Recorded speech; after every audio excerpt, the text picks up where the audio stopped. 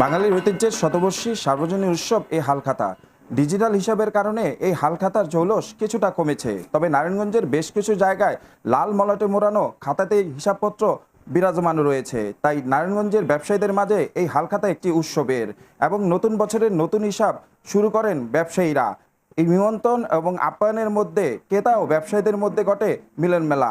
আমরা এখন হালখাতার পুরনো ইতিহাস জানতে কথা বলবো ব্যবসায়ীদের সাথে।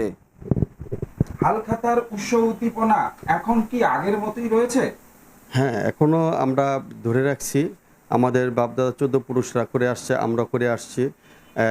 হালখাতা হচ্ছে আপনার প্রতি বছরে আমরা ব্যবসায়ী এবং ক্রেতাদের সাথে একটা মিলন মেলা, এবং তাদের সাথে লেনদেন শেষে বছর শেষ যে আদান প্রদান হয় তাদেরকে আমরা মিষ্টিমুখ করার জন্য নিমন্ত্রণ করে থাকি। আমরা আসলে হালখাতা তো বাকি ভোগটাও নাই, স্বর্ণকার দোকানে এখন বাকি ভোগটা খুব কম। সবাই স্বর্ণের দাম বেড়ে যাওয়ার কারণে সবাই টুকটাক নগদ টাকা দিয়ে কিনে, ওই একটু মিষ্টি মুখ করায়, একটু মিষ্টি আদান প্রদান হয়। এটাই আমাদের ঐতিহ্য ধরে রাখছি আমরা। আগের মতো ব্যবসা নাই তো, এই জন্য আগের মতো জন্য এখন আমাদের নিয়ম যে হালখাতা করতে হবে, করি। এই জন্য যতটুকু পারে আমাদের হিসাব করা যাই হয় ওটাই করি। কিন্তু আগের মতো সেই নিয়মখানিক বা আগে যে মানুষ আইতো টাকা দিত, লেনদেন হইতো, ওটা এখন হয় না। হালখাতা উৎসবের কার্ড নিমন্ত্রণের কথা কিছুটা কমেছে। হালখাতা নিয়ে কি ভাবছেন ক্রেতারা, জানতে চাইবো তাদের কাছে। আসলে আমরা আগে ছোটবেলা থেকে এটা দেখে আসতেছি যে কার্ড দিয়ে দিয়ে সবাইকে ইনভাইট করা হতো, এখন সেটা নাই।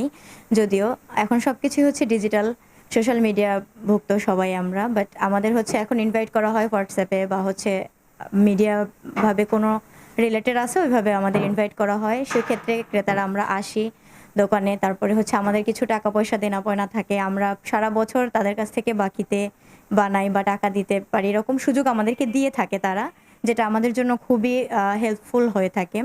দেন হচ্ছে আমরা এই দিনটাতে এসে তাদেরকে কিছু টাকা দিয়ে থাকি, তারাও খুশি হয়, আমরাও খুশি হই। এটা খুব ভালো একটা নিয়ম, এখনো চলতেছে। ছোটবেলা থেকে যেটা দেখতেছি এখন পর্যন্ত সেই রিচুয়ালটা আসছে। সব সময় তারা এই উৎসবটা পালন করে পয়লা বৈশাখের, এবং আমরা তাদের কাছ থেকে যখনই জিনিসপত্র নেই তাদের সাথে সুসম্পর্কের মাধ্যমে নেই, এবং বকেয়া থাকে, বাকি থাকে, তখন আমরা এই বাৎসরিকভাবে তারা আমাদের নিমন্ত্রণ করে। আমরা চেষ্টা করি এই সময়টার ভিতরে আমরা তাদের হালখাতা পরিশোধ করার জন্য।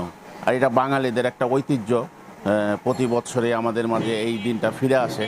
তারাও আমাদের খুব অতিথি আপ্যায়ন করে, আমরাও তাদের সাথে নতুন বছরে আবার কেনাকাটার জন্য আমরা আগ্রহ প্রকাশ করি। বাকি বারটা যাই থাকে পরিশোধ হয়, ওনারাও মানে আমাদের সম্মান করে, আমরা ওনাদের সাথে ভালোভাবে ওইভাবে আমরা হয়, আমরা ওনারাও খুব ভালো, আমরাও ভালো, ওনারাও ভালো। কালের বিবর্তনে অনেক কিছুই বদলেছে, তবে হালখাতার প্রাচীন ঐতিহ্য বাঙালির ব্যবসা সংস্কৃতিতে এখনো জীবন্ত। হালখাতায় জমে আছে ক্রেতা ও ব্যবসায়ীর লেনদেনের সম্পর্ক ও বিশ্বাসের অনেক গল্প। গৌতম সাহা, নারায়ণগঞ্জ, দীপ্ত টিভি।